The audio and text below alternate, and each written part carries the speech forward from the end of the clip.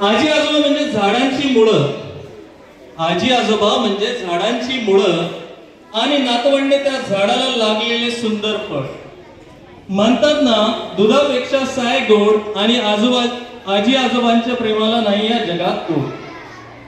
बाबांचा मार चुकवत आजोबाच्या मागे लपायचं, बाबांचा मार चुकवत आजोबाच्या मागे लपायचं. अभ्यासाचा कंटाळा आला की आजीच्या पदरात शिरायचं. आजी आजोबा म्हणजे नव्हे अडगडीचं सामान. आजी आजोबा म्हणजे नव्हे अडगडीचं सामान. उलट त्यांच्याकडूनच तर मिळतात ना आपल्याला आयुष्याचे धडे. त्यांच्या प्रेमापुढे तर हे आकाशी अपुरे पडे.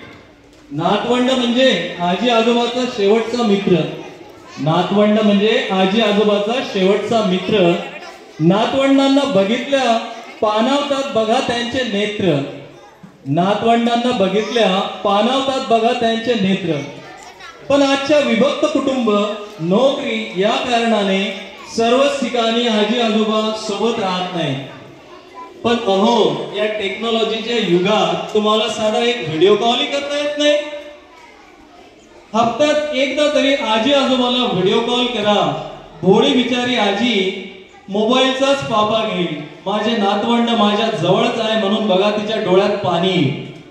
माझे नातवंड माझ्या जवळच आहे म्हणून बघा तिच्या डोळ्यात पाणी.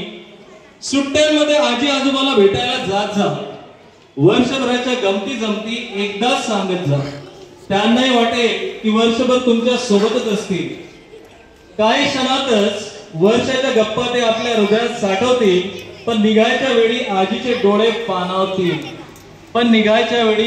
आजीचे डोळे पाणावतील.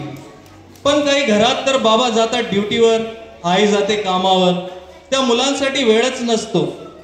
पण आजी आजोबांना मात्र नातवंडासोबत वेळ अपुरा पडतो. मुलं शाळेच्या गप्पा आई बाबापेक्षा आजी आजोबांनाच सांगतात.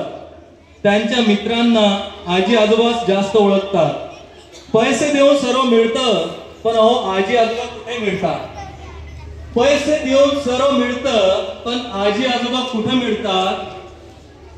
नातवंडाच्या भावना त्यांनाच कळतात. नातवंडाच्या भावना त्यांनाच कळतात. म्हणून म्हणतो गड्यांनो, आजी आजोबांना जपा. म्हणून म्हणतो गड्यांनो, आजी आजोबांना जपा. ते आहेत तोवर मारणं त्यांच्यासोबत बिनधास्त गप्पा. आजी आजोबांना आणखी काय हवं? फक्त थोडासा वेळ. आजी आजोबांना आणखी काय हवं? फक्त थोडासा वेळ. मोबाईल सोडून मुलांनो त्यांच्यासोबत बघा किती छान जमतो तुमचा मेळ.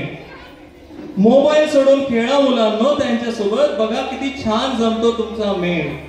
म्हणून म्हणतो आजी आजोबांना जपा. तुम्ही आयुष्यात पुढे जाणारच तेव्हा तुमच्या सोबतच राहील त्यांच्या संस्काराचा वसा. तेव्हा तुमच्या सोबतच राहील त्यांच्या संस्काराचा वसा. नातवंड म्हणजे आजी आजोबांचा आरसा. आणि मुलांनो, तुम्हीच पुढे नेणार त्यांच्या संस्काराचा वारसा. आणि मुलांनो, तुम्हीच पुढे नेणार त्यांच्या संस्काराचा वारसा.